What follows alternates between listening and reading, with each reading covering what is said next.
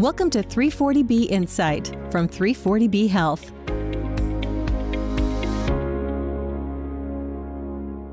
Hello from Washington, D.C., and welcome back to 340B Insight, the podcast about the 340B drug pricing program. I'm David Glendinning with 340B Health. Our guests today are David Klinger, System Director of Pharmacy Operations and Compliance for Geisinger Health in Pennsylvania, and Seth Gazes, who is System Director for Strategy and Planning at Geisinger Pharmacy. 340B Health Systems provides significant amounts of care to patients at sites outside of the hospital, including in patients' homes. Geisinger is a longtime leader in providing home infusion services for patients with cancer and other conditions that require IV treatments. We wanted to hear from Dave and Seth about the 340B considerations that health systems should take into account when operating a home infusion program. Before we go to that discussion, let's take a minute to cover some of the latest news about 340B.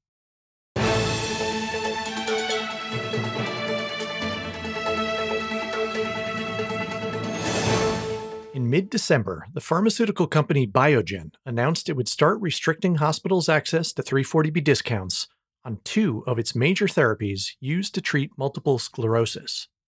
Starting February 1st, Biogen says it will stop providing 340B pricing to hospitals on interferon products Avonex and Plegridy when distributed through contract pharmacies, with limited exceptions. The announcement means that Biogen will become the 19th company to impose 340B restrictions that the federal government has deemed unlawful. 3 federal appeals courts are considering lawsuits over such restrictions and are expected to issue decisions in the coming months. In the final days of December, the Health Resources and Services Administration posted the last of 33 notices for 2022 from drug companies acknowledging 340B overcharges and announcing refunds. This shatters the previous record of 17 such notices that drug makers filed in all of 2021, and the first such notice already has been filed for 2023. This sharp uptick in companies announcing overcharges and refunds comes from reviews of quarterly pricing data reports that drug companies must submit to HRSA to help populate the 340B ceiling price website. 340B hospitals can use this website to ensure that drug makers are charging them the correct amounts for eligible purchases. Please visit the show notes to learn more.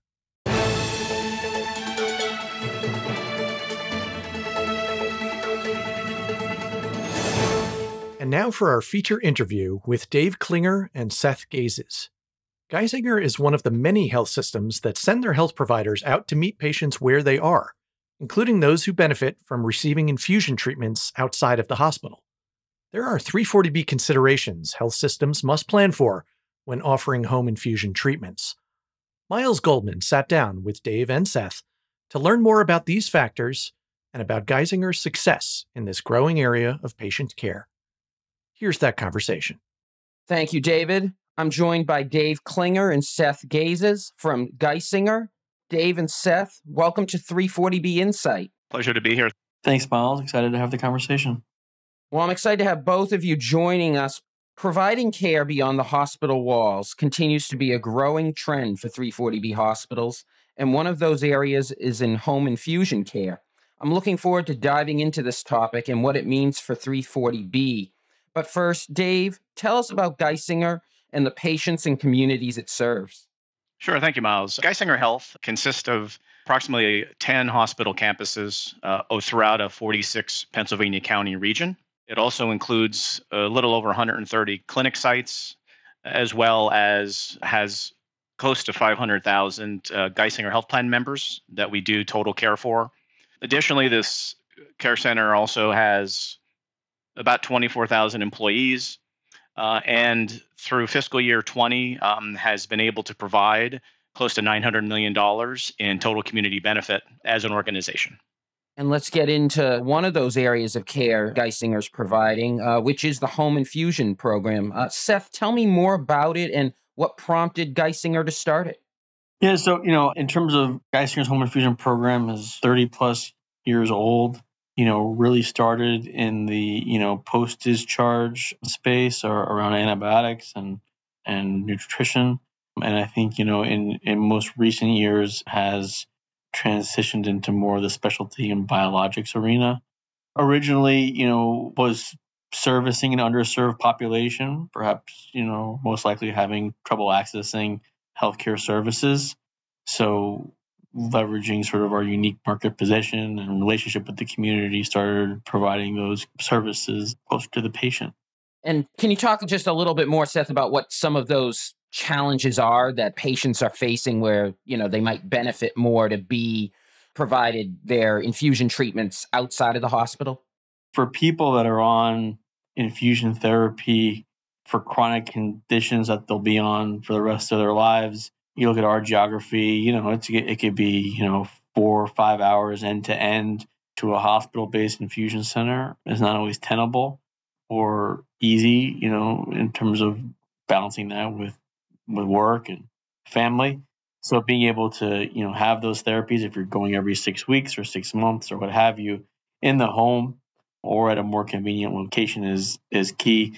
And certainly from a hospital discharge perspective, if you have somebody on antibiotic therapy, you're able to get them discharged to home 1, 2, or 3 days earlier and manage that patient out of home instead of bringing them in, is certainly advantageous for both the patient, the payer, and the provider.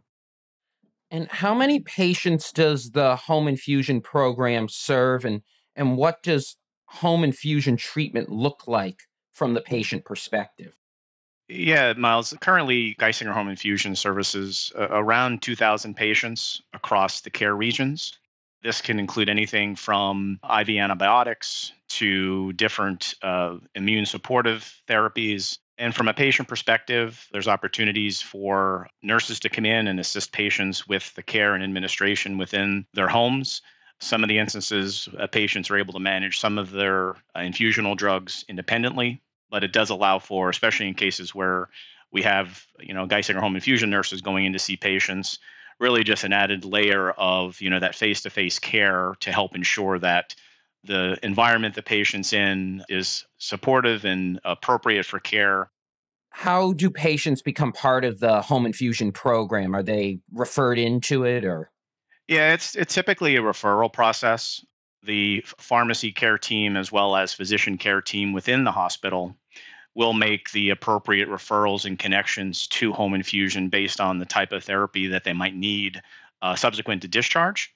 Also, on the outpatient perspective, there may be referrals coming in from various specialty departments that require patients to get infusional therapies that may not be appropriate or may not have an opportunity to be done in a clinic infusion site, and therefore would promote more of the opportunity to get the patient's care delivered at home through the various infusions. I think Dave covered sort of the discharge flow pretty well. And what, we at Geisinger have done is positioned clinical pharmacists in those areas with sort of two primary objectives. One is to drive patient access in those specialties, so to be a physician extender so we can service more patients with the same amount of physicians. And then two is to really help them navigate the complex site of care, prior authorization, medication selection journey. And part of that journey is maybe saying, hey, your first 2 Ocrevus infusions will, be at a hospital location in a controlled setting, barring no adverse reactions. We're going to move you to home, which may also be the payer policy for that drug, or the payer policy may afford 3 or 4 infusions in a controlled setting.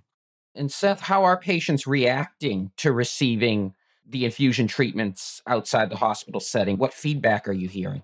I think they have reacted very well. It can be sometimes more efficient for us from an operational perspective to get them into a 4-chair suite. But in many instances, they're very comfortable at home and they're pretty reticent to moving out of the home.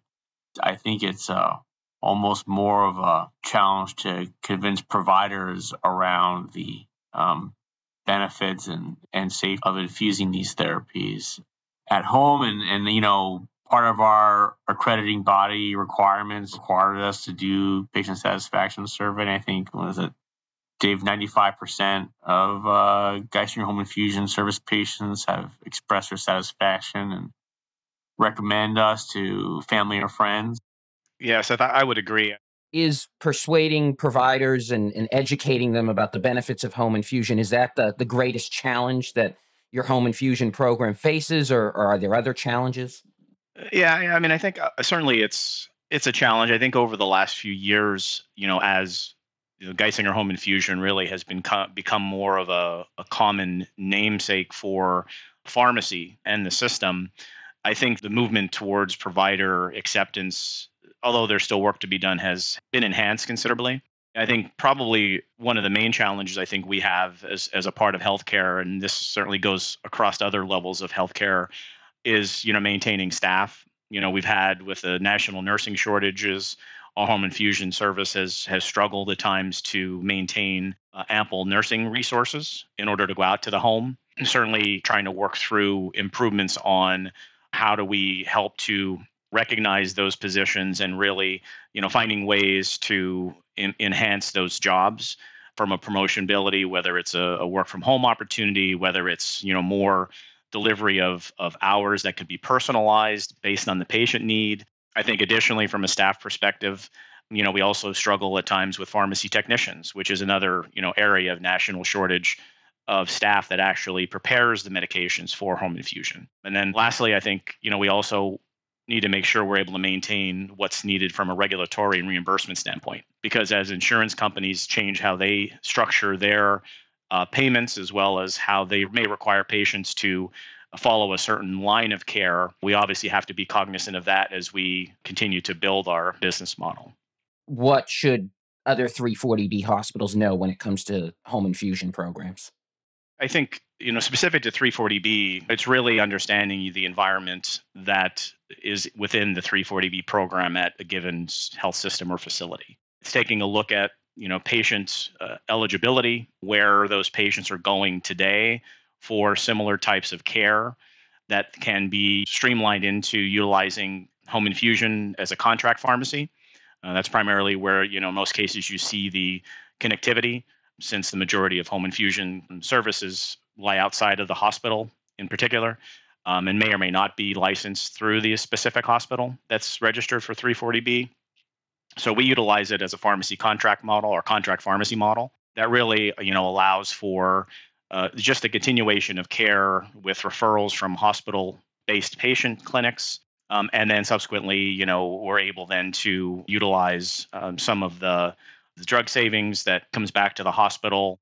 I think certainly the opportunity of being able to utilize the 340B benefit across our health system has allowed us to grow programs, including, things such as expansion of home infusion to some of our less served regions, has allowed us to provide other services within the community that I think bring patients from a nutrition perspective. Geisinger has recently started the Fresh Food Pharmacy, which provides an opportunity for patients who may not be able to get to really healthy food choices.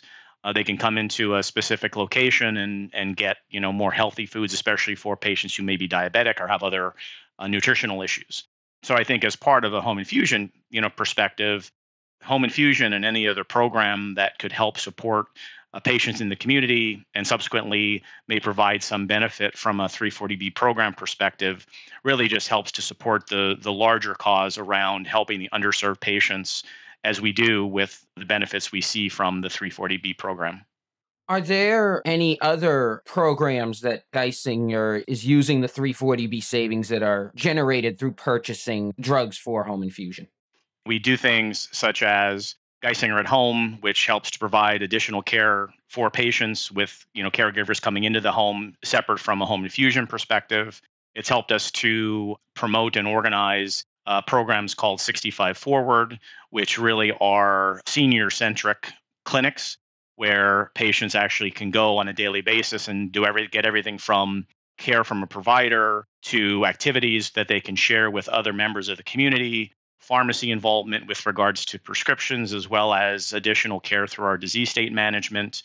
We provide a copay card program in our retail pharmacies as well that helps get supported through the 340B initiatives as well as other funding sources, just to give you a sense of some of the opportunities that Geisinger has been able to do with the effective engagement with the 340B program. That's great to hear. And I want to broaden out a little bit to the big picture here and just sort of look at this home infusion program in terms of how are you measuring success and are you achieving it? We sort of look at, nurse utilization metrics and nurse efficiency metrics, and we're, really doubling down on the suite model given the hiring and labor challenges with nursing right now, because it's a much more efficient nursing model for us. And of course, there's, patient satisfaction there that we look at an annual basis. We're trying to grow 20 to 30% a year with our home infusion program. During COVID, it was actually higher than that. And I think with some of the nursing challenges, it's been a little bit lower, but that's what we aim for every year. Well, and I think that's a great segue into looking forward into the future. What's next for Geisinger's home infusion program? And what do you think, just even broadly speaking, what are the trends we should be watching for home infusion programs? It's interesting. So I think everyone in the infusion space is trying to go after, the most profitable areas of home infusion, which is on the specialty and biologic side. That's also where a lot of the growth is. But that's really leaving a gap in the market for the traditional therapies around TPNs, NROs, and antibiotics. And so that provides a unique opportunity, I think, for health systems to fill that gap for the community and sort of like really show how, they are not looking at these opportunities from a purely financial or transactional basis, and they're really looking at a total cost of care and community benefit perspective. Because a lot of the big box home infusion providers are pulling out of that traditional business because it's not as profitable for them. Over time, I think it'll be interesting to happen, like in the CAR T and CRISPR therapy. That's probably not going to be this year or next year, but in the all years, once everyone's more comfortable with that therapy, how that could be done, if at all, at home.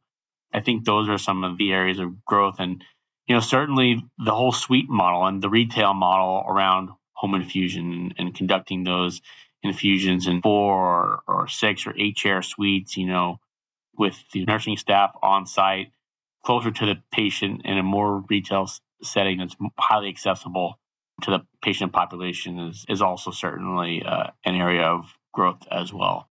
Well, you've certainly given us a lot to think about in terms of not only where the home infusion programs are today, but where they're headed in the future. And Dave and Seth, we wish you much continued success with your own home infusion program at Geisinger and continuing to grow it. So thank you both for your time today.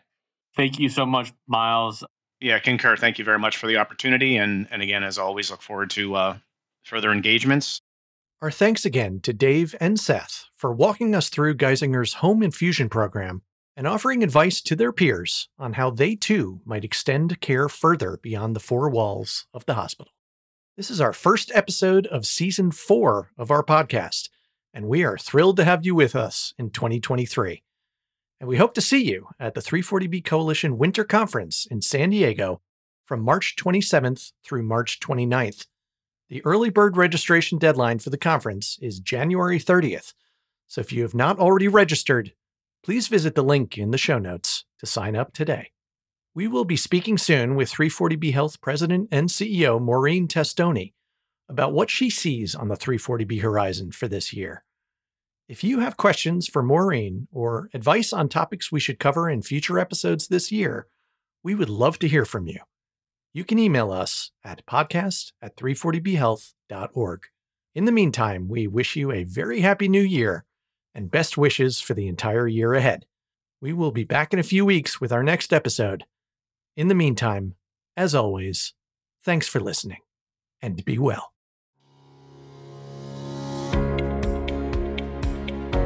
Thanks for listening to 340B Insight. Subscribe and rate us on Apple Podcasts, Google Play, Spotify, or wherever you listen to podcasts. For more information, visit our website at 340bpodcast.org. You can also follow us on Twitter at 340B Health and submit a question or idea to the show by emailing us at podcast@340bhealth.org.